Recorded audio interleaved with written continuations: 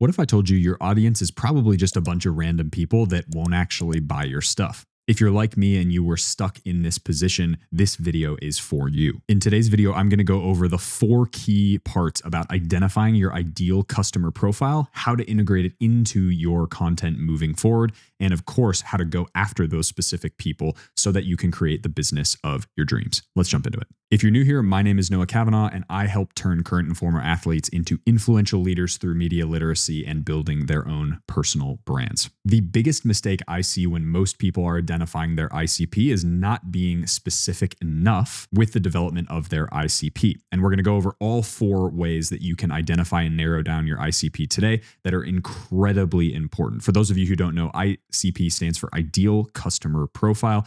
This is essentially your audience member, the person who I'm speaking to inside of this camera. This is obviously an empty room. Nobody's here, but the idea is you who are watching are my ideal customer profile. It's the person who I want to serve the most with my content. Now, a lot of people go super broad. I want to talk to everybody who wants to be successful. I want to talk to people who want to make money. Yeah, okay, doesn't everybody? Well, realistically, it's more, hey, I'm talking to somebody who's 18 to 34 years old. They're mostly men. They mostly live in large metropolitan areas. They're a current or former athlete, and they are driven and ready to build their personal brand to help create their ideal future. That's a lot more specific, and that's what I want to get to today. And you might be thinking to yourself, no, I don't have a customer to sell to because I don't actually have a product. Well, you're exchanging your content and your value proposition for their attention. You are essentially buying their attention, which is in turn going to get you tons of opportunities from a sponsorship perspective, create way more opportunities from a networking perspective, and a myriad of other things that will come your way as you gain influence online through your personal brand. Because at the end of the day, attention plus time equals likability. So why does developing an ICP actually matter? Well, content resonates a lot deeper when you have a very specific audience in mind. In fact, when I am personally presenting to this camera in this empty room, I'm thinking of presenting to my ideal customer. And I've actually named that person, which I'll get into a little bit later. And that's the person, you, sitting on the other side of the camera, who's interested in building a personal brand and putting yourself out online so you can create that ideal business or that ideal future for yourself. And when you have a very specific ICP and you're communicating directly to that person, it cuts through a lot of the noise bullshit that happens when people are speaking generally to, hey, welcome to my video where I'm going to show you how to make more money. Okay, everyone wants that. So there's no specific, I don't feel like I'm being spoken to personally.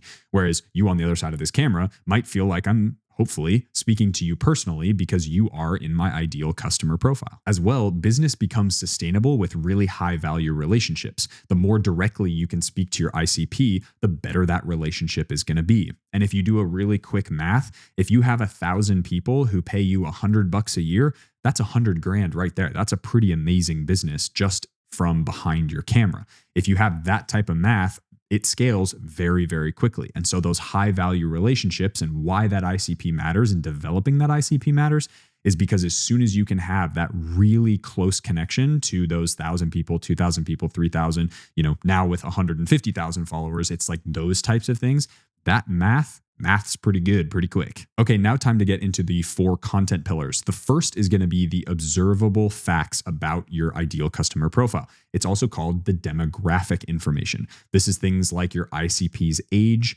their gender, location and lifestyle, income level and generation, as well as their life stage. Demographics matter because they are the context that helps everything else on this 4-part list. It's also your access and reach strategy. If you don't know where these people live or how old they are, it's going to be very hard for you to distinguish which platforms to use. And if you're going to target specific areas with an advertisement or something, where to post those ads. Your pricing and offer design are also going to be very reflective of your ICP's demographic information. Because again, when it comes to income level, where they live, the types of people they hang around, those are all demographic pieces of information that are going to influence those pricing strategies. So pillar number 2 is your ICP's psychographic information. Now, this is things that they may or may not share with the world, but it is their own internal world. It's their thoughts, their beliefs, their belief systems, things like that. Psychographics are my personal favorite pillar because they are more of the psychological aspects of a person. So as I'm talking to you, I might message my communication a little bit differently because I know, generally speaking, what you're thinking in your day-to-day life, or I've done really deep work into discovering and talking to people like you about what are the things that you worry about? What are the things that you think about? What are your belief systems? What is your value set? What is your lifestyle choices and interests? And in terms of content, what's your aspirational identity? What are the things that you want to become and who do you want to become? And psychographics matter because this is where real connection happens. Being able to communicate to those psychographic parts of who you are as a listener or a viewer of this channel, I'm going to be able to connect with you a lot more deeply and genuinely because I understand where you're coming from and or I've actually been that person before. You can think about it as well as there's two people in the same demographic category, but if their psychographics are different, they end up on totally opposite ends of the personality spectrum because the psychographics are what actually contribute to who they are as a person. And finally, a shared worldview is what builds community. You think about this from a religious standpoint, political standpoint, social perspective, a gym membership. You can think about it across all different types of communities. It's people coming together with a shared set of thoughts and beliefs. Pillar number 3 is your ICP's needs. Now, these are very important for your messaging because these are often time sensitive and very urgent. So these are things that have to happen and they often sit at the bottom of Maslow's hierarchy of needs. So these are things like what's keeping them up at night, what's threatening their security or their success, what gaps limit their effectiveness in a specific area, what transitions are they navigating and need to navigate in the near future, and simply put, what would they pay to solve? Needs matter because that urgency creates really great hooks when it comes to your content. People also buy solutions to urgent problems that they have. If I'm really hungry, I'm going to have an urgent problem and I'm going to go and buy some food. I'm paying money to get away from that negative thing. What's cool about this is your expertise as a personal brand and the thing you're going to become known for can be the solution to their problem. And simply put, needs-based content gets attention pretty quickly. Pillar 4 is your ICP's wants. So these are things that are aspirational. You can also think of it as your needs are the things you're trying to get away from: hunger, no money, and the aspirational wants are the things you're trying to move towards. So it's carrots like being financially successful, having purpose in life, things like that. Your ICP's wants are often not necessarily time sensitive, but they often carry a very strong emotion associated with them. Wants or positive aspirations might include things like, what does your ICP want to achieve? How do they want to feel? How do they want to be perceived by others? Who do they want to become? And what transformation are they seeking? Wants matter because they pull your audience towards you when you speak about them. Aspirational messaging also builds longer-term relationships, which we spoke about in Psychographics, means a lot. And wants-based content builds a ton of loyalty with your audience. So put very simply, demographics is your access and context. Psychographics is connection and resonance. Needs is urgency and relevance. And wants is aspiration and loyalty. During the course of your persona development for your ICP, I would strongly recommend giving your ICP a name. It just helps solidify it a little bit more. And it might help when you get in front of a camera or behind a keyboard if you're going to write your content or speak your content into a microphone. It's going to make it a lot easier to communicate directly with that person.